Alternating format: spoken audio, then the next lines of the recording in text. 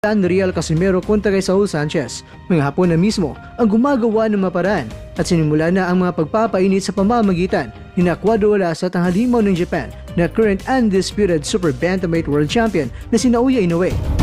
Ano nila ngayon guys, minamark nila ngayon yung Naoya Inoue. Mga katagang binitawan ni Casimero sa promotional video, tara ating alamin. Liam Davis, nagangas-nasa ngayon, sinabing taglay niya ang lakas na pwedeng magpabagsak kay Inoue.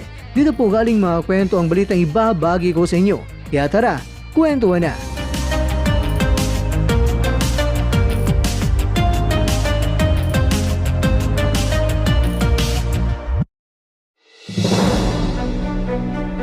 Tara ating silipin ang makaganapan na nangyari sa katapos lang na shooting ng Angas ng Pinas. Kaya tara, panuorin natin at pakinggan.